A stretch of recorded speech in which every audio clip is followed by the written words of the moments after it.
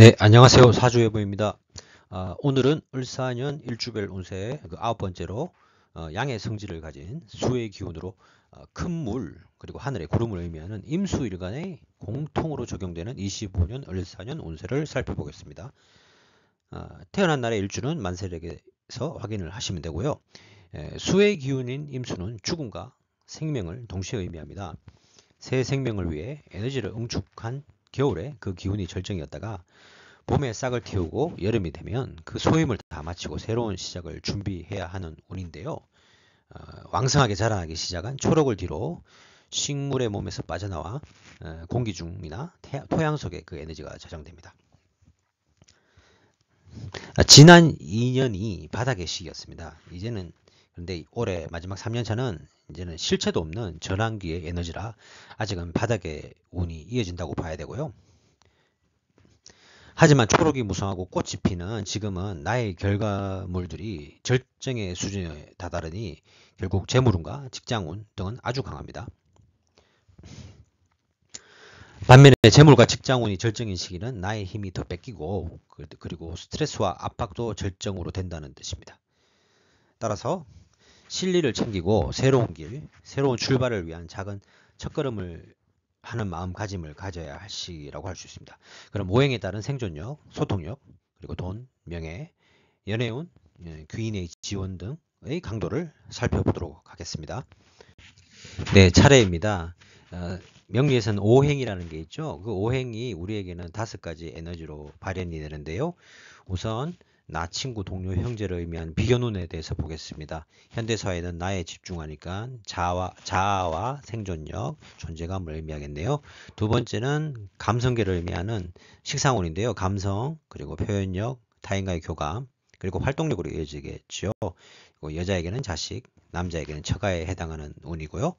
그 다음에는 육친으로는 아버지이지만 현실에서는 재물과 결과, 그리고 남자에게는 특히 여성에 대한 이성운으로 작용하는 저성운이 되겠습니다.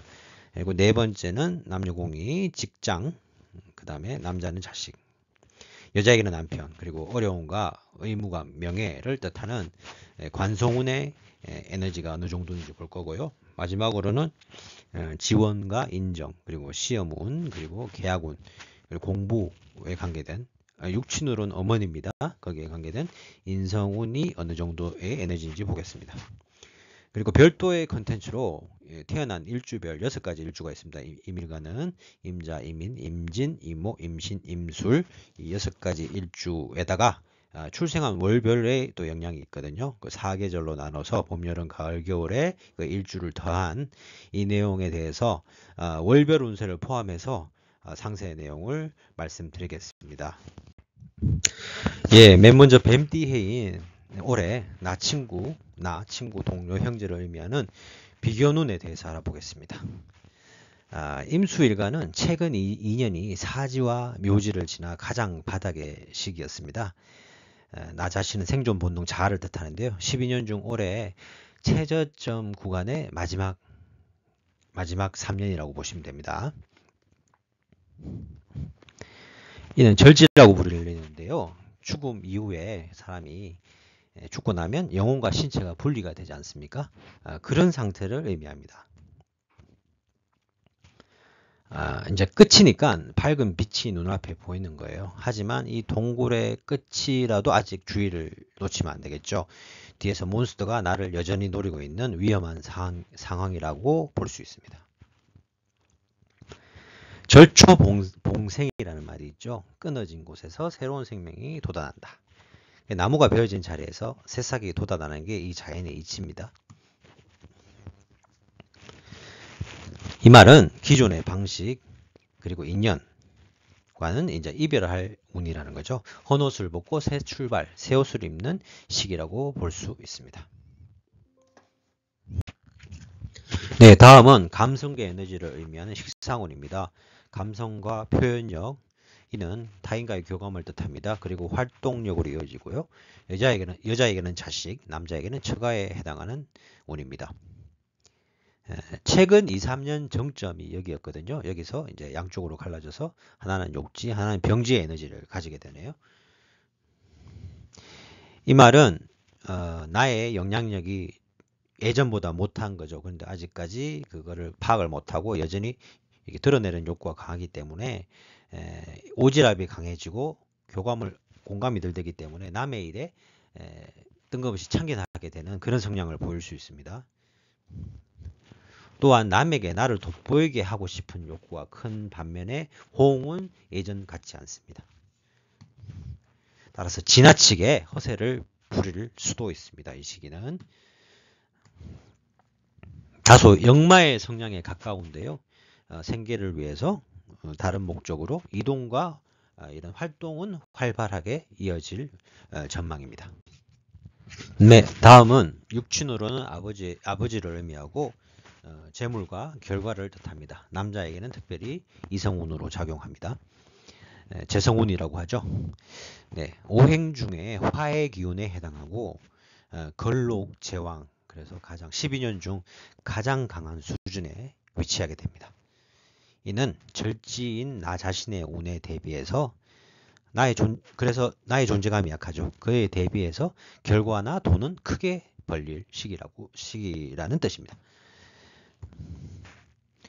절지는 나의 에너지가 바닥이니 내 몸이 상하고 힘들 수도 있습니다. 그러지만 역시 얻는 것은 큽니다. 남자에게는 이성운이 되죠. 아주 강한 이성운으로 작용합니다. 용모가 빼어나거나 나보다 더 높은 수준의 어떤 이성과의 인연이 예상됩니다. 그렇지만 이제 끊어진다는 운이잖아요. 그래서 이 이익에 취하게 됩니다. 재물운은 나의 존재감에 비해서 재물운이 너무 좋다는 거예요. 그래서 이익에 취하면 남녀 관계도 그렇고 끊어진 절벽에 있는 앞을 못 볼 수도 있는 상황이 될 수가 있습니다. 네, 다음은 관성운입니다. 관성운이라 불리는 뜻은 남녀 공통 직장, 그리고 남자는 자식, 여자는 남편, 어려움과 명예를 동시에 의미합니다. 오행 중에서 토의 기운에 해당하며 12년 중 가장 절정인 시기입니다. 이는 아주 만족할 만한 기업체에도 입사할 수 있는 운이라는 뜻이 되고요. 진급과 같이 명예를 기대할 수 있는 시기입니다. 주로 강한 직종, 궁, 경, 법에 관계되어 있지만 그렇지 않은 직종도 비슷하게 작용을 할 수 있습니다. 반면에 고난과 역경의 에너지도 강하니 이런 어려움도 분명히 함께하는 시기라고 볼 수 있습니다. 이런 시기는요, 금의 기운이 아주 중요하게 작용합니다. 금의 기운은 토의 기운을 받아주기 때문에 관살로 작용하는 토의 기운을 나쁜 에너지를 좋은 걸로 승화를 시켜줍니다. 그래서 사주에 경금, 신금, 흰색으로 나오죠. 지지에도 신금과 유금이 있습니다. 그런 글자가 있으신 분들이 잘 버틸 수 있는 해가 될 것 같습니다. 네, 마지막으로 어머니를 뜻하고요. 그 다음에 지원과 인정, 시험, 계약, 공부를 의미하는 인성운에 대해서 알아보겠습니다. 금의 기운에 해당하며 올해는 바닥 수준의 갈림길에 있습니다. 하나는 바닥에서 올라오고 하나는 바닥으로 내려가네요. 편인의 경금은 생지에 있고 정인의 신금은 사지에 있어서 약간의 차이를 보입니다. 먼저 편인의 운인데요. 전문적인 지식, 기술을 배우기를 시작하기에는 참 좋은 시기가 됩니다. 정인의 운입니다. 인문, 철학 등의 전통적 학문은 사고의 영역에 가깝습니다. 그래서 이런 거는 내세우지 않고 문화예술 창작 쪽으로 가면 유리하게 됩니다. 이 말은 이 기운들이 약하고 갈림길에 있기 때문에 지원만 받고 공부하기는 어려운 시기입니다. 주로 학생들은 염두에 두셔야 되고요. 도움이 간절한 경우는 희망을 가져볼 만합니다. 이런 운의 작용은 여기 언급은 되지 않았지만 부동산이나 집의 계약건에서도 비슷하게 적용을 하니까 계약건은 좀 조심할 필요가 있는 시기입니다. 에너지가 그리 좋지는 않습니다. 예, 이상이 임수일간 공통 5가지 기운의 오행의 강도를 살펴보았고요. 다음 편에는 출생월별 일주별 상세 내용을 월별 운세에 포함해서 알려드릴 테니 많은 시청 부탁드리겠습니다. 네, 시청해 주셔서 감사합니다.